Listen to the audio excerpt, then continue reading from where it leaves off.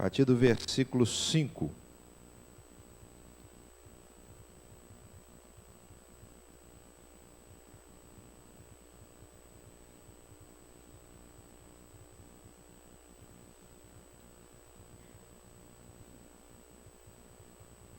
Romanos 2, 5 a 16.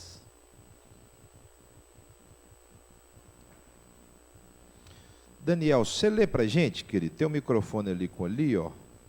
Você lê, por favor. Romanos 2, 5 a 16. Acompanhe aí na sua Bíblia. Mas segundo a tua dureza de coração impenitente, acumulas contra ti mesmo ira para o dia da ira e da revelação do justo juízo de Deus, que retribuirá a cada um segundo o seu procedimento. Dará a vida eterna aos que perseverando em fazer o bem, procuram glória, honra e incorruptibilidade. Mas ira e indignação aos facciosos que desobedecem à verdade e obedecem à injustiça. Tribulação e angústia virão sobre a alma de qualquer homem que faz o mal, do judeu primeiro e também do grego. Glória, porém, e honra e paz a todo aquele que pratica o bem, ao judeu primeiro e também ao grego. Porque para com Deus não há acepção de pessoas. Assim, pois, todos os que pecaram sem lei, também sem lei perecerão. E todos os que com lei pecaram, mediante lei, serão julgados. Porque os simples ouvidores da lei não são justos diante de Deus, mas os que praticam a lei hão de ser justificados. Quando, pois, os gentios que não têm lei procedem por natureza de conformidade com a lei, não tendo lei, servem eles da lei para si mesmo. Estes mostram a norma da lei gravada nos seus corações, testemunhando-lhes também a consciência e os seus pensamentos mutuamente, acusando-se ou defendendo-se. No dia em que Deus, por meio de Cristo Jesus, julgar o segredo dos homens de conformidade com o meu evangelho. Bênção de Deus. Vamos orar mais uma vez? Peça aí que Deus fale ao seu coração. Assim, Senhor, fala comigo, fala pelo Espírito Santo. Melhora minha rocha na qual estou firmado, que é a tua palavra. E melhora não só a minha rocha, mas a minha prática. Daniel acabou de ler. Não são os ouvidores da lei que são justificados, mas os que obedecem à lei, os que agem de conformidade. Esses são justificados. Então, peça por você agora. Senhor, fala comigo e muda a minha vida daqui para frente. Vamos orar no nome de Jesus. Senhor, eu quero orar com os meus irmãos agora, mas particularmente oro por mim, porque eu quero melhorar a partir de agora, a partir de hoje de manhã. Quero ser mais íntimo teu, mais amigo, mais parecido com Jesus Cristo. E não tem jeito de ser íntimo, amigo e parecido com o Senhor, se não gastar tempo com Ele, se não passar tempo com Ele, se não orar, e se também não tiver um coração sensível, maleável, capaz de ouvir o que Ele tem que dizer e fazer, obedecer aquilo que Ele manda. Por isso, meu Deus, eu te peço, fala comigo, muda a minha vida, para que muito a partir de agora. E não só Deus mude a minha vida, mas fale com os meus irmãos, e que eles possam também saírem daqui transformados pelo poder da tua presença. É o que eu te peço, no nome de Jesus. Amém, Senhor. Amém. Amém, amados. Nós tivemos uma vigília de sexta para sábado e foi muito boa mesmo. Tempo muito gostoso. E na madrugada eu separei ali 1h30, quase 2 horas, e nós fizemos um estudo bíblico. E eu disse assim para o pessoal que estava nesse horário, já na alta madrugada, a igreja está se distanciando cada vez mais dos princípios básicos da palavra. Então, a igreja hoje, a igreja em geral, canta muito, mas ora pouco. Mas na realidade, eu disse para eles, a igreja estuda e pratica a Bíblia menos ainda. Por incrível que pareça, nos nossos dias, nós temos muitos movimentos de louvor e adoração, temos alguns movimentos de oração, mas não temos quase nenhum movimento de estudo bíblico profundo e prática. A igreja está se afastando cada vez mais. Eu não só tenho visto isso, mas tenho sentido algo sobrenatural no meu coração, como um testificado do Espírito Santo, que as pessoas estão lendo cada vez menos a Bíblia. Por exemplo, é muito comum hoje as pessoas ouvirem mensagens. Nós estamos na época da conexão. Você se conecta fácil pelo celular, pelo tablet, pelo notebook, onde você vai. E as pessoas estão ouvindo muitas mensagens. É muito comum, eu não sou contra ouvir mensagem, é uma benção. Mas virou uma moda ouvir mensagem. Só que a mensagem, a minha mensagem, é de qualquer pastor, de qualquer teólogo, líder, que você for ouvir, é uma comida que já foi mastigada. É uma comida que já foi digerida. Para ficar fácil o entendimento, é comida de filhote de passarinho. Você já viu como é que filhote de passarinho que está no ninho come? Ele come o que a mãe ou o pai vomitam. Eles vão lá, comem, põem dentro deles, aí eles vêm e vomitam na boca do filhote, porque o filhote não tem condição de ir sozinho buscar a comida. Pois bem, desde o início da fé cristã, o Senhor deu para cada pessoa, para que cada filho dele fosse sozinho buscar a sua própria comida. Não houvesse dependência de um terceiro. Mas o que nós temos hoje é uma grande dependência. Hoje nós temos uma dependência gigantesca. As pessoas vão lá e escutam a mensagem, escutam o pregador, e aquela palavra do pregador é que tem alimentado. E várias pessoas falam isso comigo.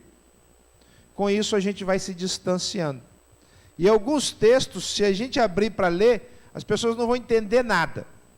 Gente, isso aqui está muito difícil. É melhor ler um mais fácil. A Bíblia hoje, irmãos, está se tornando o que no passado já foi a caixinha de promessa. Quem aqui é do tempo da caixinha de promessa? Lembra da caixinha de promessa? Ficava lá em cima da geladeira, em cima do balcão, né? E você ia lá na caixinha de promessa e tirava uma promessa. Normalmente, também não sou contra a caixinha de promessa, tá, irmãos? Mas aqueles versículos são tipo versículos de autoajuda. São os que animam o coração da gente, são aqueles que servem de alegria, para eu me sentir melhor. Né? Mas na realidade, esse não é o ensino bíblico. O ensino bíblico é que você conheça o ensino na sua totalidade.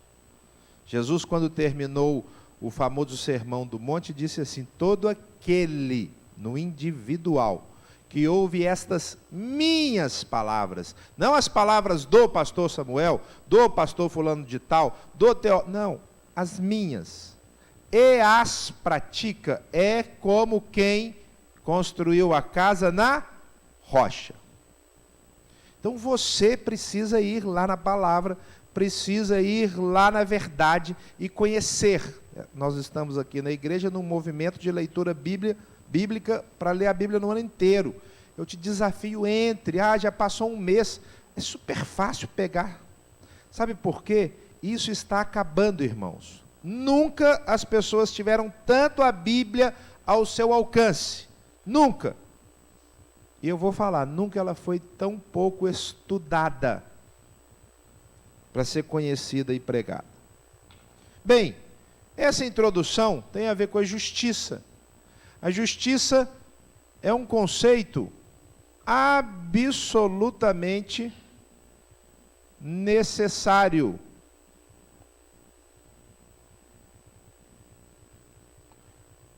Mas pouquissimamente usado hoje. A justiça é o conceito que chega e diz: está errado. Bem, ele não diz está certo, ele diz está certo. Só que hoje nós chegamos na justiça retributiva. Nós já estudamos domingo retrasado a remunerativa, a justiça que abençoa, a justiça que dá a graça, que dá o prêmio pelo acerto, mas hoje nós chegamos na justiça retributiva, que dá a paga pelo erro. Então na apostila, na página 12, diz assim: a justiça retributiva é dirigida aos transgressores da lei, aos pecadores. É uma palavra que está sumindo. Pecadores. Pecador. A pecadora. É uma coisa meio politicamente incorreto. Hoje em dia falar assim, ó, a pecadora ali. Nossa, está expondo a irmã. Aquele pecador. Por quê? Porque nós não gostamos de tratar do erro. Ainda mais de expor o erro. Mas a palavra de Deus nunca teve esse problema, porque na realidade a exposição do erro é terapêutica, é disciplina. Só que primeiro eu preciso tratar do erro, eu preciso mostrar que o erro existe. Então, se refere à aplicação das penalidades. Quando eu falo de justiça retributiva, eu estou dizendo o seguinte: está errado, e tem que pagar por isso. É um conceito bíblico essencial. Também é chamado de justiça punitiva. Eu não posso viver sem a punição. Nós vivemos num mundo em que a liberdade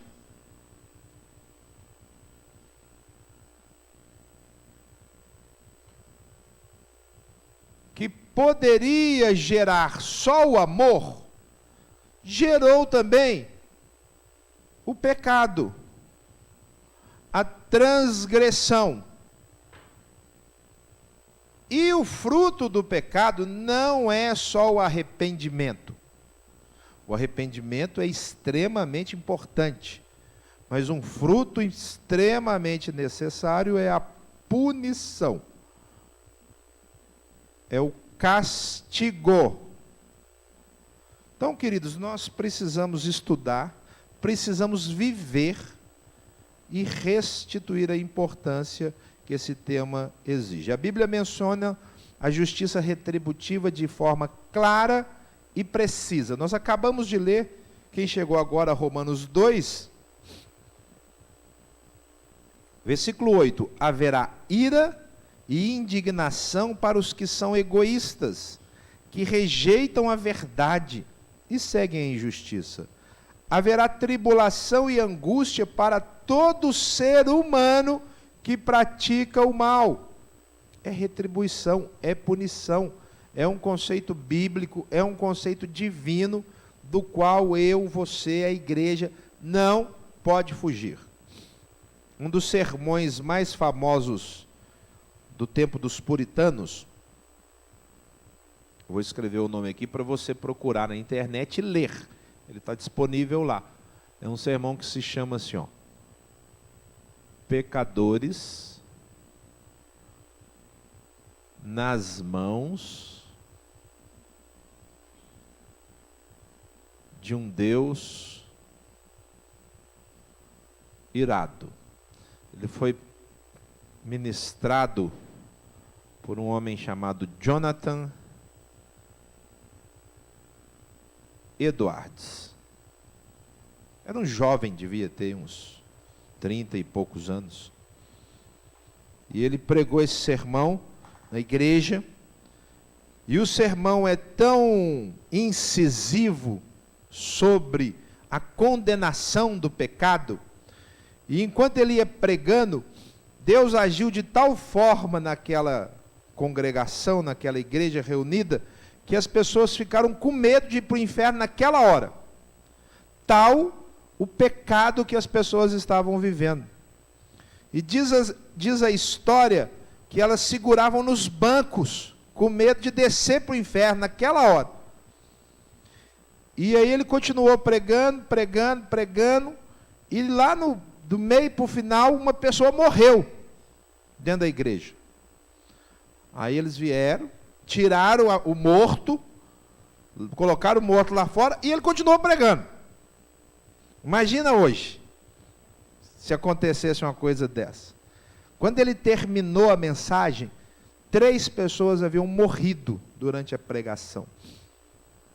Era um tempo de avivamento, isso que a gente busca, e nos avivamentos, o poder do Espírito traz dons, o poder do Espírito traz alegria, o poder do Espírito traz graça, mas nos avivamentos o poder do Espírito também traz condenação, traz justiça, traz exposição pública do erro. A justiça retributiva é isso. A justiça retributiva é quando o Senhor pega o erro, esclarece o erro que estava escondido e pune. Vamos ler mais alguns textos. Vou pedir para você abrir. Alguém já abre, está fácil. Vamos ler só 2. Romanos 1, 32. E outra pessoa, 1 Tessalonicenses 1, 6 a 10.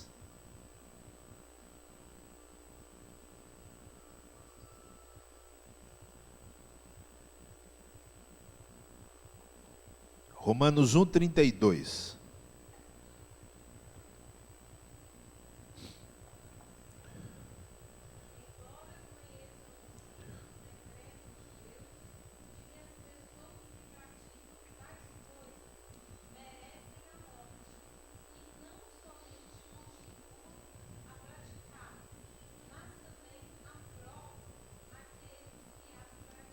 Quer dizer, o decreto, o ensino, o princípio de Deus diz o seguinte: tem retribuição sobre o erro. Agora, 2 Tessalonicenses 1, 6 a 10.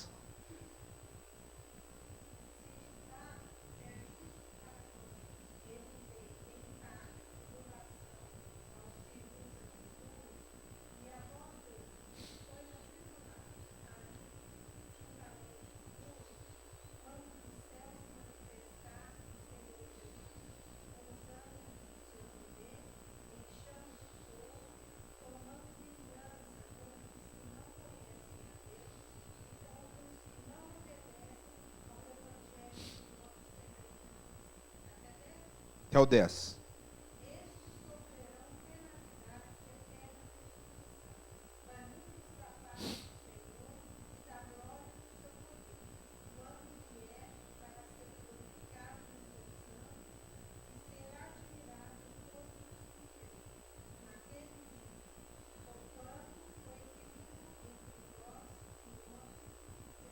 Isso, até aí. Amados, esse é um conceito claro da palavra. Não dá para viver sem o conceito de retribuição. O texto que a Alina leu diz assim: olha, é justo que Deus retribua, até porque eles afligem vocês. Hoje a gente vive num tempo em que nós não somos afligidos pela nossa fé. Não é verdade isso, nós somos afligidos hoje. Quase tudo que você faz em qualquer lugar, o apelo de sedução para andar longe de Deus é muito forte. Mas é muito forte. É tão forte que a gente vai relaxando. E nós vamos achando que nós não temos que ser rígidos. Não temos que zelar pelo que está certo. Quando eu comecei esse estudo da justiça, Eu disse, olha, justiça é a conformidade com um padrão. O padrão é do que está certo. E nós temos um evangelho que é a verdade, ele está certo. A gente assistiu na quinta-feira aqui o filme Em Defesa de Cristo, que conta a história de um jornalista que queria provar que o evangelho era falso, era uma mentira. E ele, em determinado momento, é confrontado com um amigo de trabalho dele, cristão, que fala para ele assim, ó, C.S. Lewis, que era um ateu, ele disse as seguintes palavras: se o evangelho é falso, é mentira, então isso também não tem importância, porque tem várias mentiras. Mas se o evangelho é verdade, então ele é a coisa mais importante na face da terra. Mais importante. E é verdade, irmãos, porque ele é o padrão do que está certo. Vamos começar pela justiça eterna, para depois chegar na justiça do dia a dia, da correção dos filhos, do criminoso, do que não cuidou da barragem em Brumadinho. Porque o padrão de justiça vem do macro. O Senhor criou terra, criou céus e criou o inferno. Então ele criou algo para o que nós iremos. E se isso é verdade, o padrão de justiça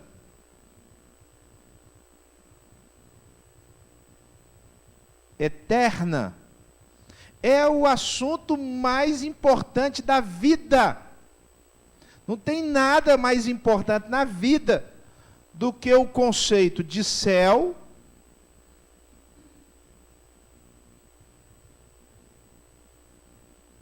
e o conceito de inferno, onde você vai passar a sua eternidade. Eu disse que algumas coisas estão se perdendo nos nossos dias. A oração, o estudo profundo da palavra. Se tem uma coisa que está se perdendo, é a ideia de céu e inferno. A vida hoje, irmãos, é tão materialista, tão instantânea, tão agora, que a gente esqueceu completamente a ideia de eternidade. É o que eu faço hoje que define se eu vou viver no céu ou no inferno. E esse é o conceito mais importante, porque a vida aqui é muito fugaz, passa rápido. A gente morre ou porque a gente vai ficar velho, ou de uma enfermidade, ou de um acidente. Todo dia você ouve a notícia de alguém que morreu. Importante, né? Quando você ouve a notícia é porque a pessoa era importante. Mas mesmo quem não é importante está morrendo. Quando essa pessoa morre, ou ela comparece diante do Senhor e vai para o céu, e vai passar a eternidade ali, ou ela comparece diante do Senhor e vai para o inferno, e vai passar a eternidade ali. Esse é o conceito mais importante da vida humana. O Senhor criou o ser humano para viver com Ele no céu. É isso que C.S. Lewis quis dizer. Se isso é verdade, não existe nada mais importante. Né? Eu faço uma comparação besta, é tão idiota, mas se a eternidade durasse 1 bilhão de anos, e você vive 90 aqui, mostra o quanto é importante o céu e o inferno. E viver em função disso. Agora, é fácil ir para o céu?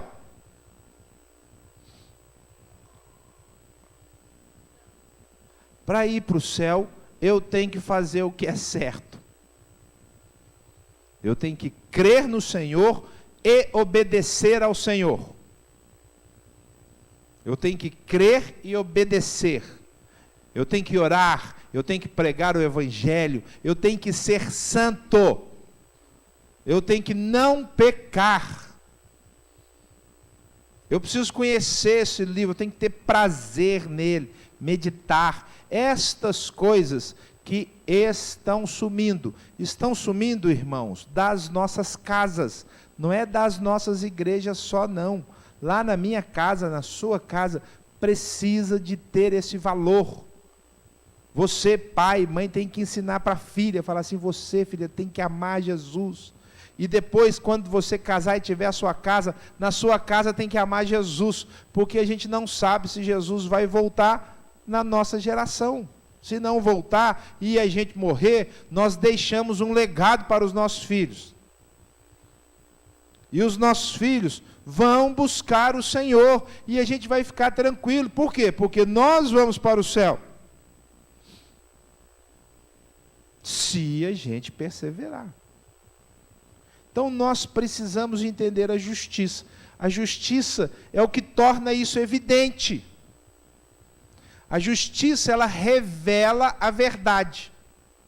Por isso que nós lemos Romanos, do 2 ao 8, fala sobre a retribuição. Do 9 ao 16, fala da lei. Volta lá no Romanos 2. Romanos 2. 5 ao 10 fala da retribuição.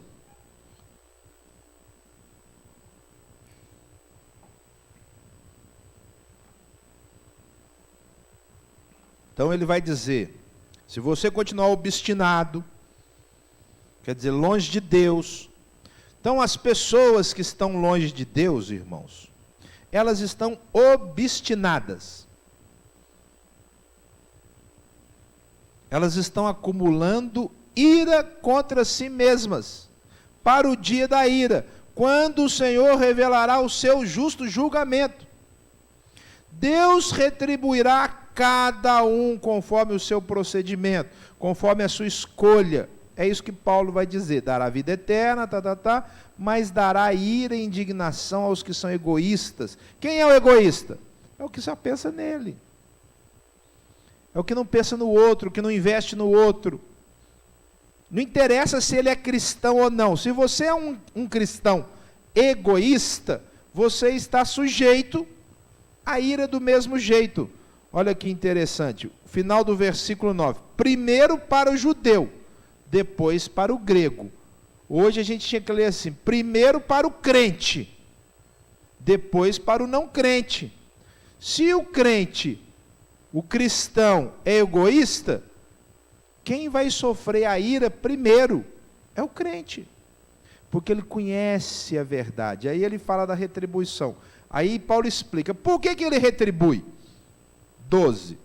Todo aquele que pecar sem a lei perecerá. O Senhor retribui porque ele deu lei. E aí ele vai dizer, ele deu uma lei externa, que é essa que nós conhecemos, mas ele também deu uma lei interna, que está nos corações. Versículo 15. Pois mostram que as exigências da lei estão gravadas em seu coração. Disso dão testemunho também a sua consciência e os pensamentos deles, ora acusando-os, ora defendendo-os. Nós precisamos viver a justiça, porque a justiça, ela evidencia o padrão de verdade. Aí Paulo chama esse padrão de lei. E nós é que temos que dizer, existe uma lei, a lei tem que ser cumprida. Existe uma lei do trânsito, das barragens, do meio ambiente, mas existe uma lei moral, existe uma lei que tem que ser vivida. E às vezes as pessoas não têm conhecimento dessa lei. E quando elas não têm, somos nós que temos que dizer. Aí elas falam assim, isso não é verdade. Fala assim, tudo bem, você conheceu, você sabe. E se você descumprir, você está sujeito ao julgamento de Deus. Mas essa pregação é muito agressiva. Mas essa é a pregação de Jesus Cristo. Ontem aconteceu uma coisa, eu posso compartilhar, não é segredo, lá na casa do Zezé. Ontem foi o aniversário do pastor Zezé.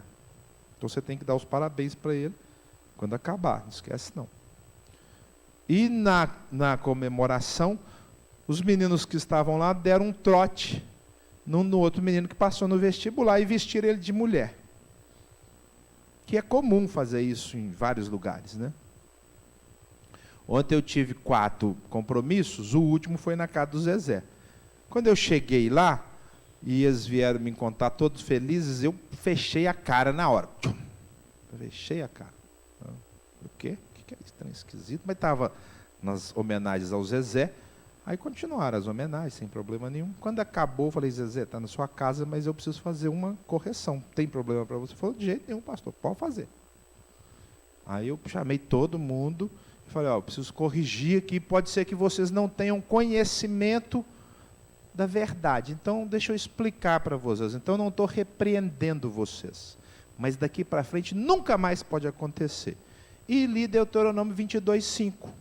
Falei, olha, lá diz assim, o homem não se veste como mulher e a mulher não se veste como homem. E falei assim, eu fui com a Tereza no cinema essa semana e tinham no trailer 3 filmes. 2 eram nacionais. Nos 2 nacionais, os protagonistas eram homens que se vestiam de mulher. Eu não sei o que deu no cinema nacional, que eles preferem contratar um homem para fazer papel de mulher do que uma mulher para fazer papel de mulher. Não é estranho? Eu acho que as mulheres deviam reclamar disso. Fala assim, peraí, não tem atriz boa? Tem que ficar contratando ator para fazer papel de mulher engraçada? E o povo acha lindo. É o desvio da verdade. Bem, que o mundo desvie da verdade, não tem problema.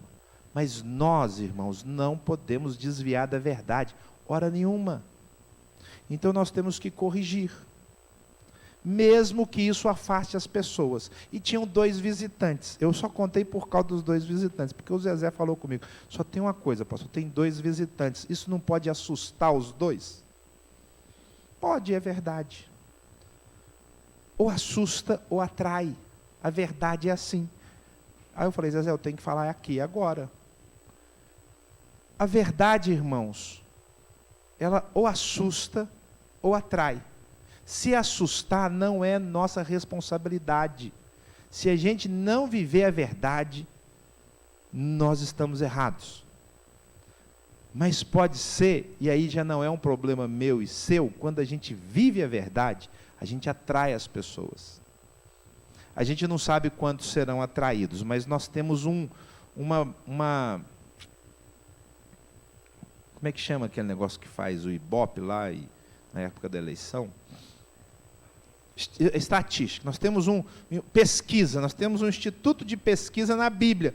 O instituto de pesquisa na Bíblia diz o seguinte, com respeito à salvação.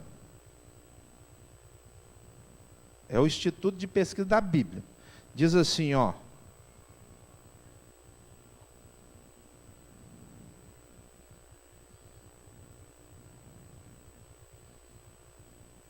Você consegue entender?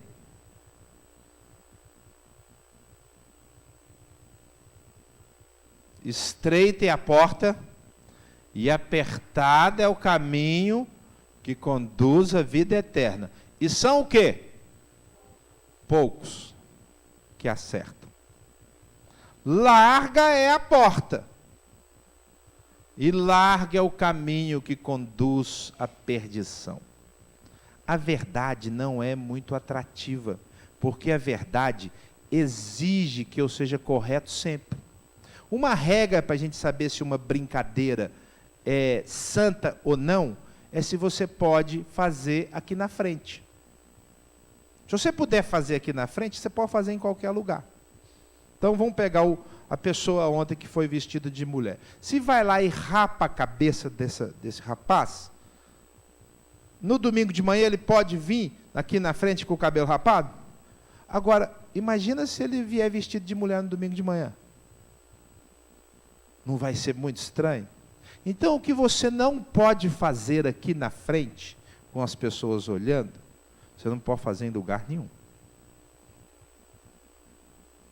É muito simples isso.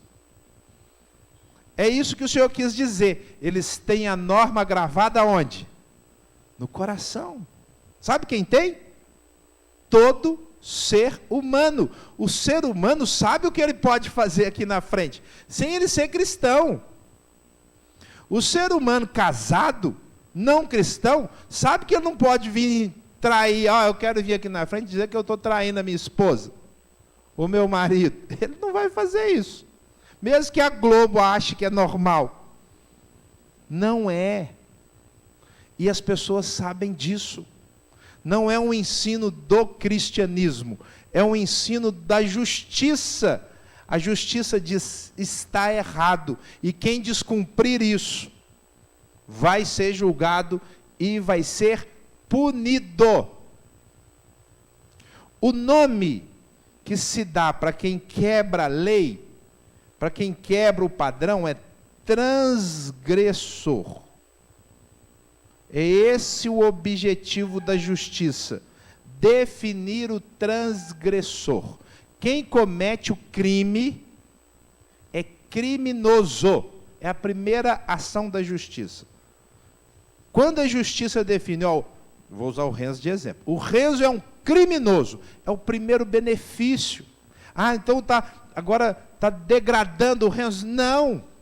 Está dizendo para ele que existe um padrão que ele quebrou. E se ele não entender isso, ele não vai conseguir se corrigir. Então a primeira coisa que a justiça faz é isso. Fulano transgrediu a lei. No meio cristão bíblico, chama-se pecador. Fulano transgrediu a lei de Deus. E precisa entender isso, para deixar de ser pecador. Só um minutinho, tá? Existe um conceito equivocado, que cresceu na igreja, mas eu já falei sobre ele aqui. Todos nós somos pecadores. Nós não somos pecadores, irmãos.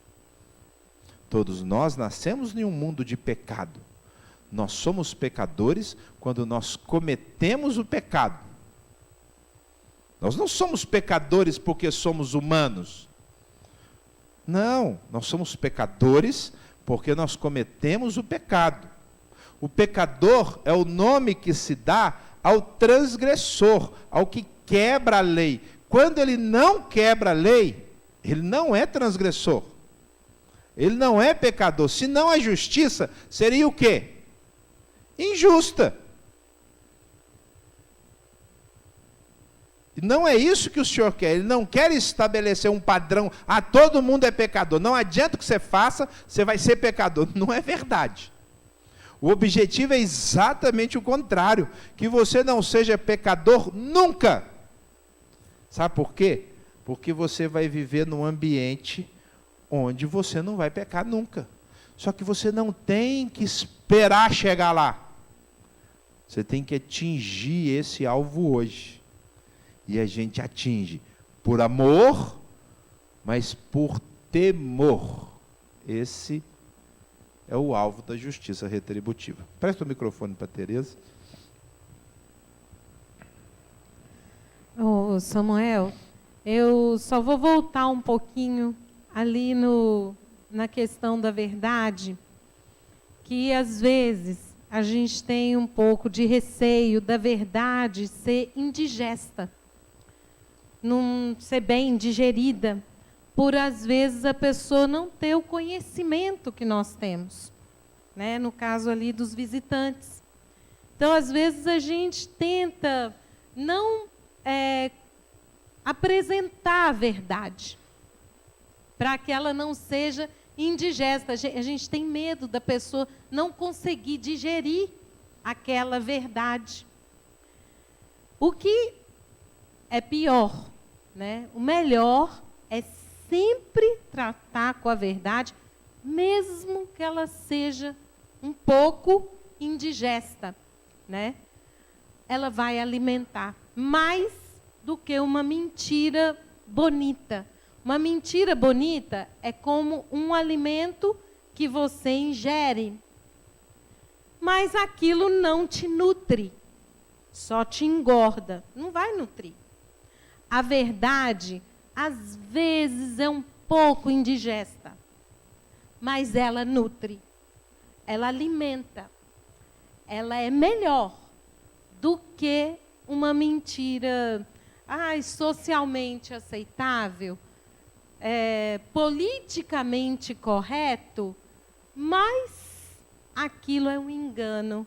Aquilo só vai te engordar, te enganar e te levar para o inferno. Melhor é uma verdade que te traz vida do que uma mentira que te leva, que ela é mais palatável, ela dá para a gente mastigar bem, engolir gostoso, mas ela te leva para o inferno. Eu tenho experimentado isso na minha escola e tenho optado sempre pela verdade. Mesmo que, num primeiro momento, a pessoa seja um pouco ali impactada com aquilo, depois aquilo digerindo vai trazer vida, vai alimentar. E o Senhor Jesus, ele não media as palavras, ele falava a verdade. E ele virava e falava assim: se o teu olho te faz pecar, sabe o que você faz? Arranca.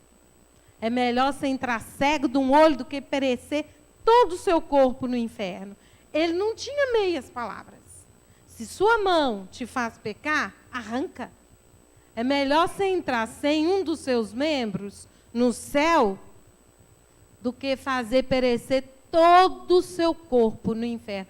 Então, às vezes, a gente fica um pouco cheio de dedos com as pessoas que não conhecem a verdade, com medo da verdade espantar. Mesmo que ela seja mais indigesta, Samuel, sempre é o melhor caminho. Lembrando das peneiras.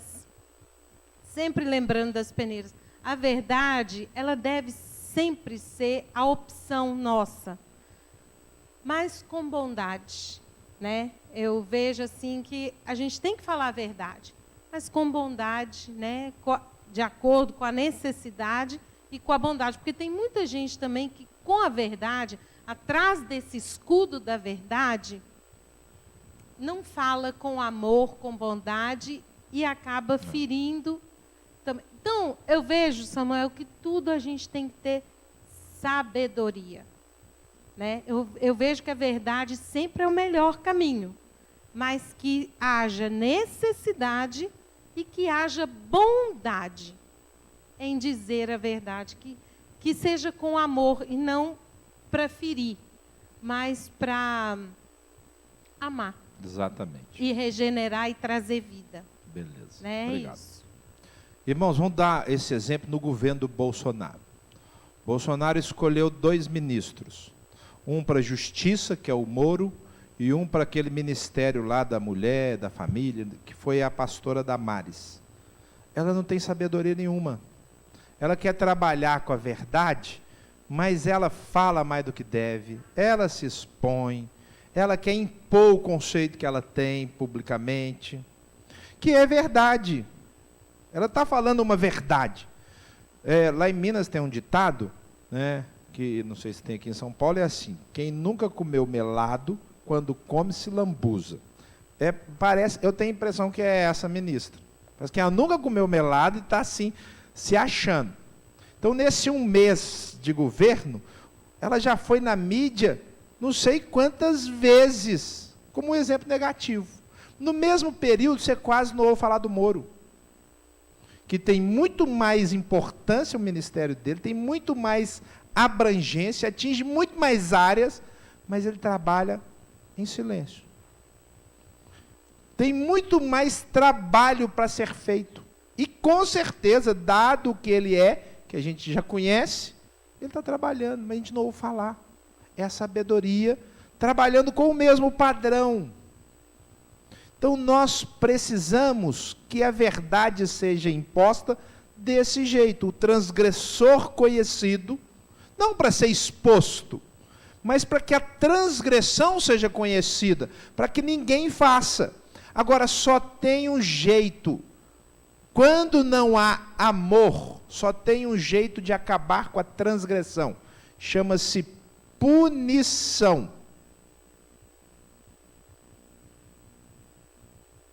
Nosso país era conhecido como o país da impunidade. Isso era muito comum até o Moro.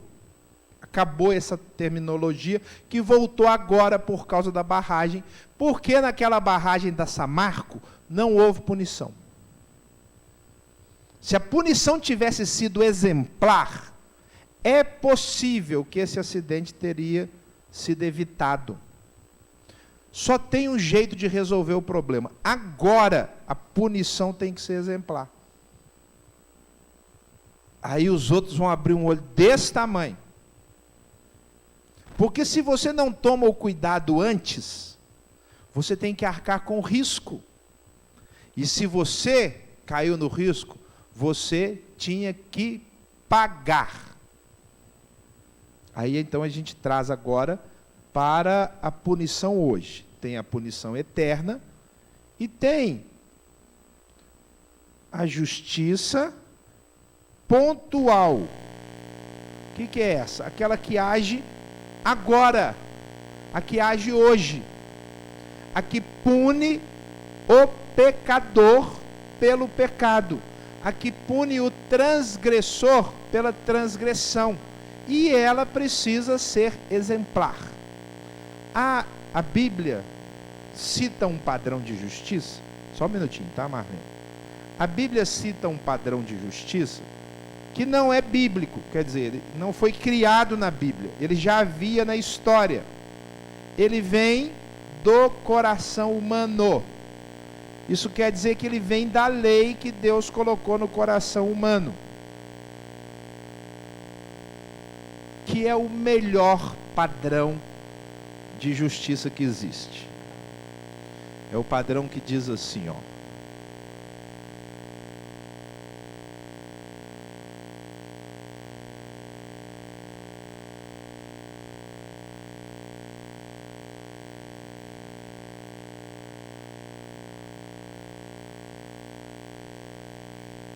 olho por olho, dente por dente, conhecido como pena de talião, ou sentença de talião.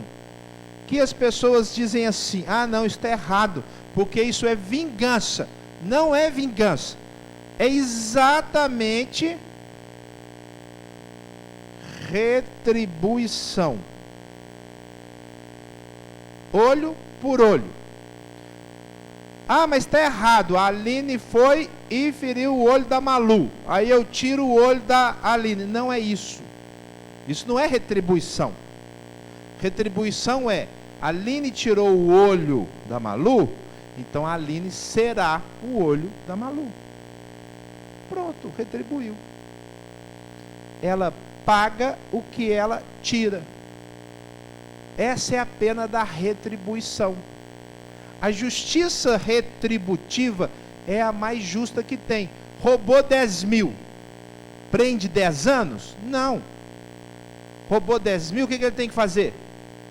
Paga 10 mil. Ah, eu não tenho 10 mil para pagar. Então tá bom, então você vai ser preso num local que você vai trabalhar e vai ganhar o salário para pagar 10 mil. Acabou de pagar 10 mil? Solta. Todas bem-vindas. Por quê? Porque ele entende o que ele fez. Da aposentadoria. Mas a nossa lei não é assim, a nossa lei é uma loucura. A gente prende a pessoa, ela não trabalha, ela fica à toa e ela constrói o crime. É inaceitável, irmãos, que o bandido de dentro lá do Ceará, de dentro do presídio, controle o crime do lado de fora. Nós demos uma olhada na lei de diretrizes para essa pessoa, só para vocês entenderem a justiça pontual. Para a pessoa então que não consegue pagar o que ela fez, essa pessoa precisa de ser reclusa. Ele será superior ao aumento de 2018. Isso tudo está na Bíblia, tá, irmãos? Mas já havia antes do texto ser escrito. Ó, ele não consegue pagar. Ó, ele roubou, então você vai trabalhar aqui nessa empresa aqui. Você entra de manhã, sai às 18 até você pagar. Pagou. Eu não consigo, eu continuo a roubar. Então ele tem que ser recluso. Porque ele tem uma construção criminosa contumaz. Está sempre cometendo crime, está sempre cometendo crime. Ó, ele não consegue, ele contamina os presos. Então ele tem que ficar sozinho.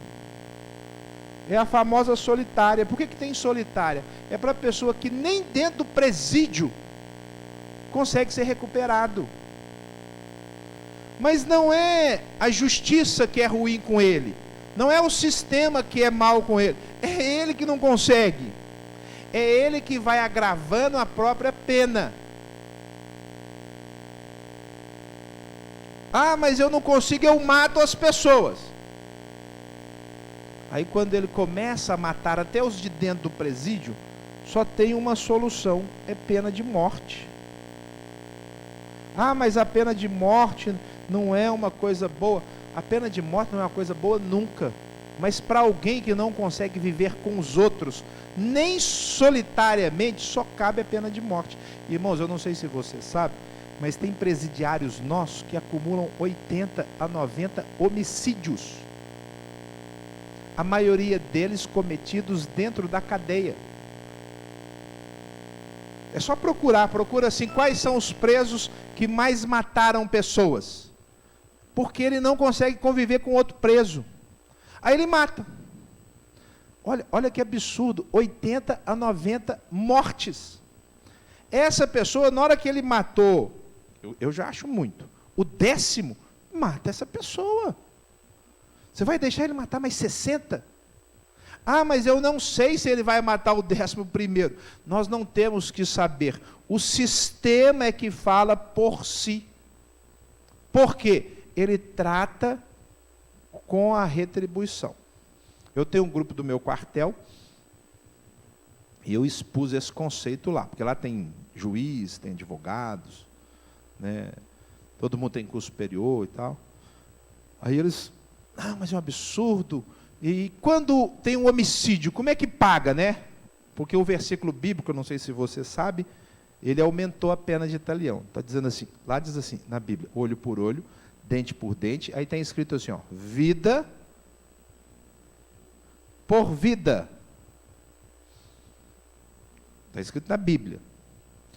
Então não é para tirar a vida, é para essa pessoa, enquanto está viva, sustentar a vida que ele tirou.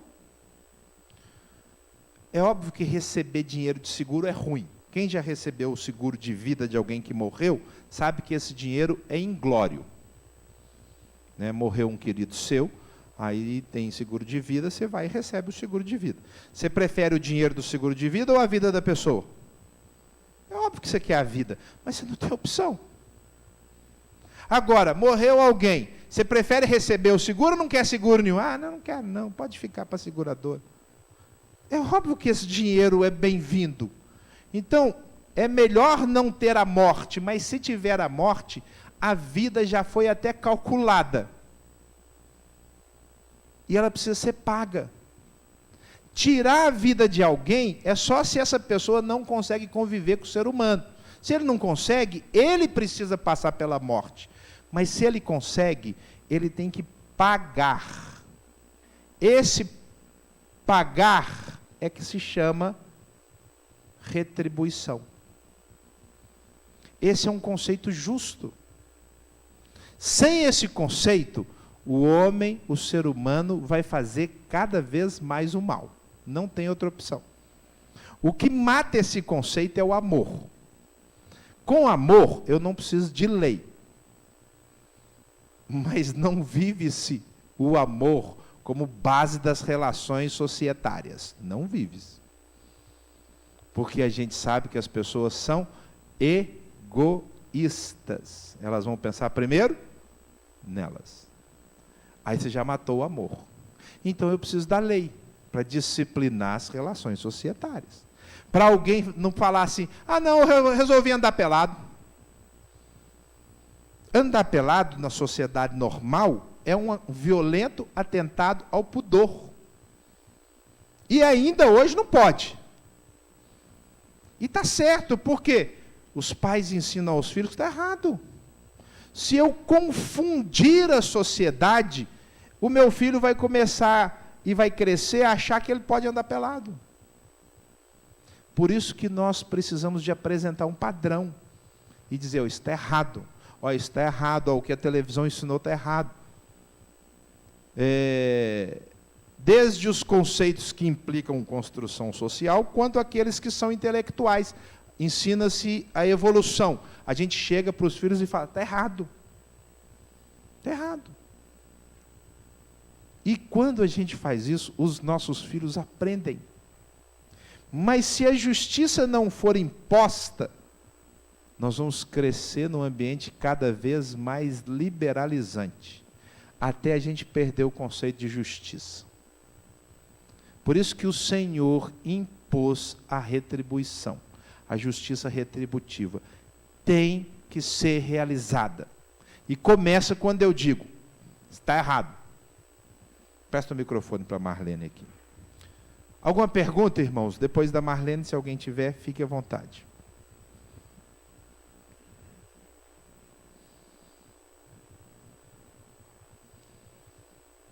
Está desligado, parece.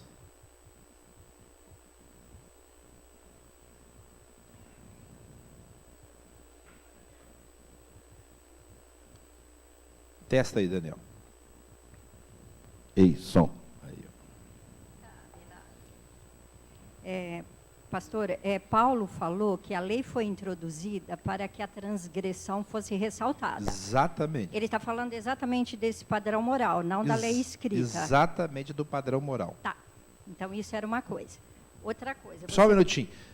Do fruto de toda árvore comerás. Não daquela. É a lei.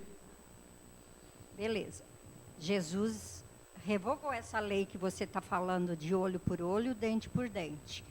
Quando ele expandiu lá em Mateus, falando que se te ferir uma face, você oferece a outra, se te pedir a túnica, dá a capa, se obrigar a andar uma milha, você tem que ir 2. Ele revogou essa lei? Não revogou. Tá, então é isso que eu não estou entendendo. Ele não revogou a lei da retribuição. Jesus, quando diz assim, se te bater no rosto, você oferece o outro rosto, ele implantou a relação do amor, que na realidade já existia. O amor não é novidade com Jesus. Deus já é um Deus de amor. O que o amor faz? O amor, ele cobre multidão de pecados. O que o amor mata na hora? A ofensa. O que o amor não mata? A dívida. Vamos chamar a dívida de consequência. O amor não mata a consequência, mas mata a ofensa. O que o Senhor fez foi, nesse ambiente de justiça, mexeu no coração. Entendeu? O ladrão vai e rouba o carro.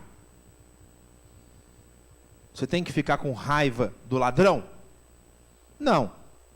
Se pegarem um ladrão, você pode perdoar o ladrão? Deve. Mas você vai falar assim, não precisa me pagar o carro. Não, ele tem que pagar o carro. Aí você fala assim, você é a vítima. Eu sou a sociedade. Eu sou a sociedade. O ladrão foi e roubou o carro da Marlene. Gente, é muito legal isso. Se fosse assim... Não, você pode comprar o carro, ganhar um trabalho, ganhar muito dinheiro e comprar o carro com o seu dinheiro. Isso. Então, o que acontece? Você tem um carro. Roubaram o seu carro. O ladrão tem que pagar o seu carro. Aí vai, não, eu perdoo o ladrão. A sociedade tem que pegar o ladrão e ele tem que pagar um carro que vai para uma instituição social. Porque o ladrão tem que aprender que ele não pode sair roubando carro. Como é que ele aprende? Quando ele paga o olho por olho, o carro pelo carro, o relógio pelo relógio. Mas se for só essa pena, ele vai roubar de novo. Todas as vezes ele tem que pagar. O que precisa ser bem feito na sociedade é o sistema de retribuição, o sistema prisional. O que tinha que ser melhor no Brasil era o sistema de retribuição. A gente fala em termos de sociedade. Porque se o sistema prisional for bem feito, e o ladrão for pego roubando, ele vai ficar preso uma semana. Se ele roubou de novo, agora vai ficar preso um mês. E, queridos, nós estamos na época da internet. Tinha que funcionar, sem precisar ficar ofendido. Ontem eu fui na Vivo, né, implantar o chip do celular. Está aqui o celular. Eu pedi nos grupos, um irmão cedeu, tem o celular do café. Aí eu fui na Vivo, né, porque nós perdemos o chip. Aí eu cheguei na Vivo, lá no shopping, e falei assim, olha, eu vim cá, eu queria trocar o chip. Ah, pois não, você me atendeu, abriu o sistema e falou, o senhor está com a conta atrasada. Falei, quantos dias? 5 dias. Falei, eu pago agora. Ela falou, mas não vai resolver, porque aqui é uma loja de pessoa física, e o senhor vai pagar, tem que esperar 3, 4 dias para chegar aqui a informação, e só aí que a gente pode liberar. Aí eu falei, tá, eu entendi, deixa eu te falar, aconteceu isso há uns 3, 4 meses atrás. Aí eu vim nessa loja, paguei a conta na frente da pessoa que me atendeu, o gerente veio, deu a senha dele, e eu saí com o telefone falando. Aí ela falou, então eu tenho que chamar o gerente. Aí chamou o gerente, ontem de tarde. Aí o gerente veio, conversou comigo, aí eu falei, aconteceu assim, assim, eu queria pagar a conta aqui agora, porque eu pago pelo celular. E queria sair falando, não, isso está errado. O que o gerente fez para o senhor está errado. Ele podia perder o emprego. Aí eu falei, calma, meu amigo, não é assim. O que o gerente fez para mim foi resolver o meu problema. Ele resolveu o meu problema. E é isso que está certo. O funcionário de uma empresa do tamanho da Vivo tem que resolver o problema dos outros. E ele fez isso. Ele falou, não, está errado. Eu falei, o senhor não pode falar que ele está errado. O senhor pode falar que o senhor não conhece todo o procedimento. Aí ele falou para mim assim, olha, eu tenho 10 anos de Vivo, eu sou o gerente mais antigo, e eu conheço todo o procedimento. Eu falei, o senhor está errado. O senhor está errado. Aí ele falou para mim assim, olha que absurdo, qual é a sua formação? Eu falei, eu sou pastor. Eu falei, então, pastor, como é que o senhor está fazendo isso? Eu falei, eu não estou fazendo isso, eu sou chato, eu sou pastor, mas eu sou chato e eu quero o meu direito. Aí eu falei com ele assim, deixa eu te falar, quando o gerente fez isso, eu fiz um elogio para o gerente porque ele resolveu o meu problema. Então eu vou embora e vou fazer uma reclamação, porque o senhor não resolveu o meu problema. Irmãos, ele resolveu em 1 minuto. 1 minuto. Aí eu falei para ele assim, o senhor está confundindo, o senhor está achando que eu estou com raiva do senhor. Eu não tenho nada contra o senhor. Era um moço de 20 e poucos anos. Eu não tenho nada contra o senhor. É a ofensa. Quando o senhor fala, bateu no seu rosto, você não precisa ficar ofendido. Só que ele estava achando que o meu problema com a Vivo, já que eu pago uma conta de R$600, a Vivo tem que resolver, nós estamos na era da informática. A gente fala com a Espanha. Eu participei de uma reunião por Skype, o professor estava na Espanha, online. Então, não é possível que eles não consigam fazer isso. Como eu já tinha passado pelo procedimento e sabia que dava, e deu, eu saí de lá falando, isso tinha que acontecer na justiça. E dá, irmãos, tem países que isso funciona. Mas eu paguei na hora. Na hora que eu paguei, eu quitei meu débito. O que precisava era acessar. Eu só exigi que a justiça seja feita. Justiça é isso. Se eu não conseguisse pagar, então ficou fora do ar. Tudo bem, tem razão, me desculpe, eu vou sair. Mas se eu consigo fazer, eu preciso ter justiça. Vamos pegar agora, olho por olho e bater o rosto. Tem uma ofensa conjugal. Ou o pai ofendeu o filho. Na hora que você corrigiu, acabou. Quando uma pessoa fica magoada, ela não sabe praticar o amor. Não sabe voltar a outra face. Ela confundiu a ofensa, o erro, com a pessoa. Aí ela guarda a mágoa 1 semana, 1 mês, 1 ano. Então, queridos, isso que eu apliquei na sociedade, a gente tem que aplicar em casa. Quem tem filho pequeno, você não pode punir o seu filho com penas muito grandes por erros pequenos. Porque os filhos cometem erros. E o jeito de corrigir o filho é com punição. Pode punir seu filho, está certo, não está errado. Mas não puna com pena alta demais. Por isso é importante, viu, pais de filhos pequenos, tem até uma escala de pena. Quando o Mateus era pequeno, o Mateus era mais arteiro que a Sarinha. Bem mais arteiro. Então o Mateus tinha uma escala de pena maior que a da Sara. Então quando ele cometia alguns erros, ele sabia, eu batia nele com a mão. Quando ele cometia outros erros, eu batia com chinelo. Quando ele cometia um erro grande, eu batia com chinelo 6 vezes. Então, quando ele errava, ele falava assim para mim: pai, quantas são? Quando ele pergunta quantas são, ele tem em mente uma gradação de erro. Ele sabe que ele cometeu o erro, e ele está aprendendo desde pequeno que aquele erro vai gerar uma punição, que pode ser maior ou menor, de acordo com quem? Com ele. É o criminoso que atrai a pena. Não é um Deus mau. Não é uma sociedade injusta. É o criminoso que cometeu um erro de cada vez. E aí ele vai atraindo a pena. A justiça, irmãos, dá um sentimento, sabe de quê? Satisfação. Para quem? Para quem aplica e para quem recebe. Ele sabe que ele pagou. Ele tomou 5 chineladas, ele chora, mas ele sabe que ele pagou. Não está devendo mais nada. Pode vir abraçar, beijar. E o filho disciplinado faz o quê? Abraça, beija, e ele sabe que ele está quite. Aproxima mais. Lina, rapidinho, Tereza, rapidinho, acabou o nosso tempo. Você já acabou, né? Faltava você aqui ainda? Faltava um pedaço da Marlene aqui, volta aqui. Você falou mesmo, primeiro fez por etapas.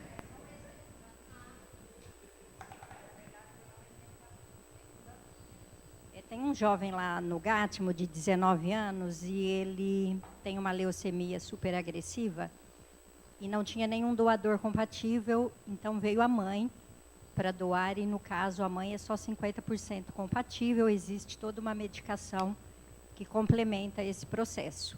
Só que ele tinha sido abandonado pela mãe quando ele era pequeno e ficou morando com a avó. A mãe veio para doar a medula. Ele não se reconciliou com a mãe, ele não perdoou a mãe, eles ficaram meses no Gátimo, eles não se relacionavam, eles não conversavam. Misericórdia. E ele, super amargurado, muito fechado, introspectivo, eu não tinha acesso a ele, mas eu tive acesso à mãe.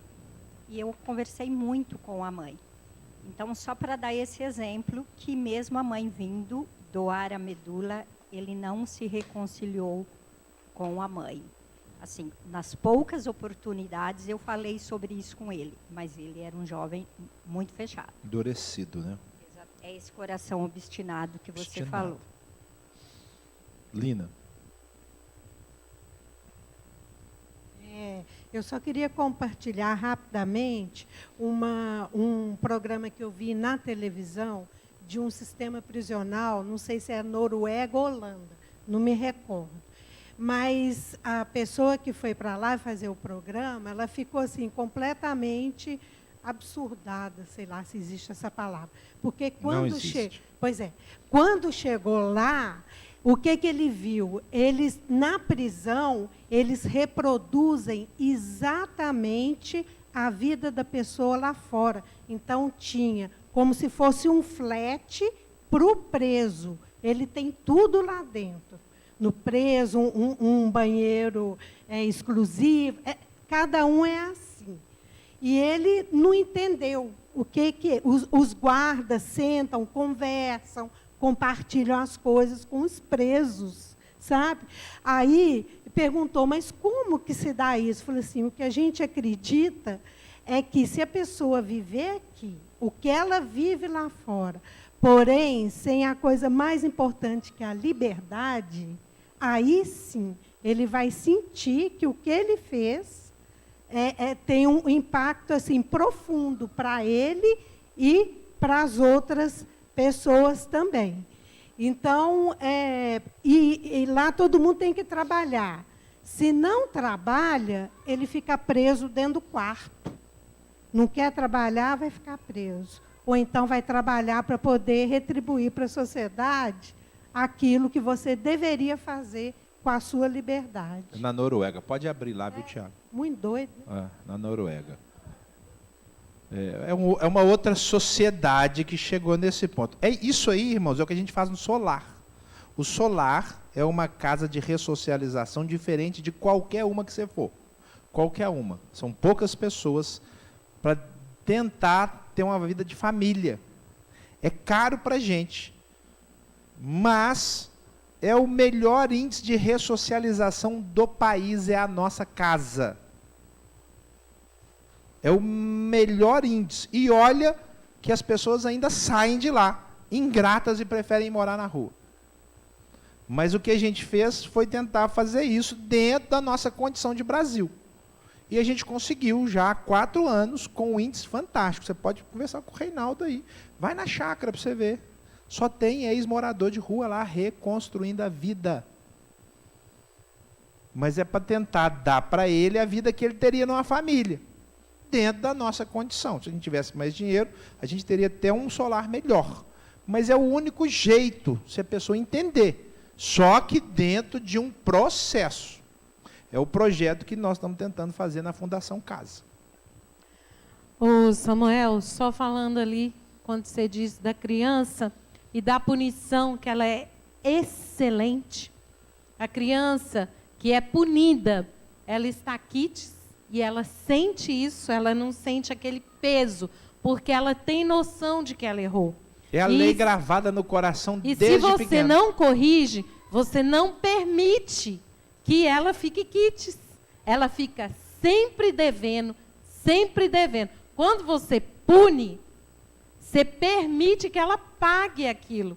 E aquilo sai dos ombros dela. Ela sente perdão quando ela é punida. Ela sente perdão. Isso traz segurança para a criança. Eu, enquanto professora, tive alunos, mais um caso seríssimo. A criança deu problema de comportamento, de ajustar, de adequação. Ele era revoltado. Sabe por quê? Porque ele não era corrigido. Quando eu chamava os pais na escola, que eu conversava com eles, eu tinha vontade de bater no pai e na mãe. Eu tinha vontade de bater, eu tinha vontade de bater neles. Sim, eu tinha. E depois eu tinha vontade de bater no menino. Primeiro no pai e na mãe, depois na criança. Mas eu não podia fazer isso, porque a gente não pode fazer isso. Mas, assim, é politicamente incorreto eu bater ali no pai e na mãe, depois bater na criança. Não posso. Mas o menino dava crises horrorosas. Horrorosas. Sabe por quê? Inadequação. Porque não era corrigido pelo pai e pela mãe. Ele vivia cheio de culpa. Ele se achava horroroso. Ele se achava pior do que os outros. Ele vivia cheio de culpa. Porque a mãe e o pai tiveram a criança e não corrigiam aquela criança.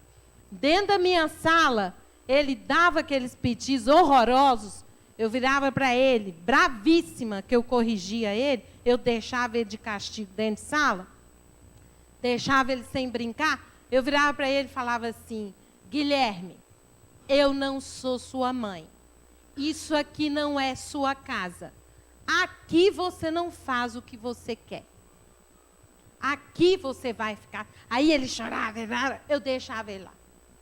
E os outros iam brincar, e ele via os outros brincando. Ô Samuel, essa criança, a única pessoa que ele admitia conversar, quando ele dava as crises, era eu. A única. Ele me abraçava, ele falava: professor, eu amo você. Como isso é importante. na formação do indivíduo, no crescimento. Como o Senhor sabe o que faz quando Ele diz, corrige. E o próprio Deus nos corrige também. Ele fala, se você não é disciplinado, você não é filho. Ele sabe o que está falando, porque isso tira culpa.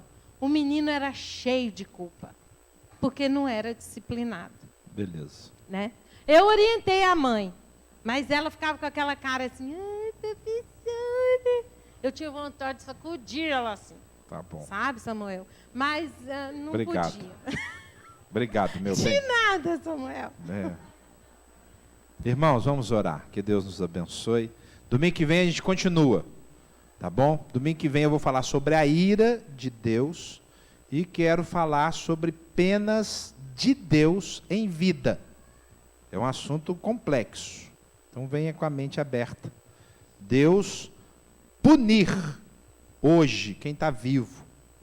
Não só quem vai para o inferno, não, mas hoje. Então vai ser legal. Isso aí não está na apostila, mas eu achei importante tratarmos. Para a gente não confundir o que é uma aflição que não é punição com aflições que são punições de Deus, porque Ele faz isso em vida. Senhor, obrigado por esse tempo, que possamos ser mais justos com os nossos filhos, inclusive corrigindo-os com amor, que possamos ser mais justos com a sociedade, mas acima de tudo, mais santos com o Senhor, andando longe do pecado para agradarmos a Ti, porque o Senhor tem um céu maravilhoso reservado para nós, e nós não abrimos mão dele. Leva o Teu povo em paz, um almoço gostoso, à noite estaremos aqui para Te adorar e Te bendizer. No nome de Jesus, amém. Deus te abençoe, dá um abraço no seu irmão. Na Cris não pode ficar dando abraço, tá, irmãos? Deus te abençoe, viu, Cris? Quarta-feira a gente vai estar em intercessão por você, no nome de Jesus.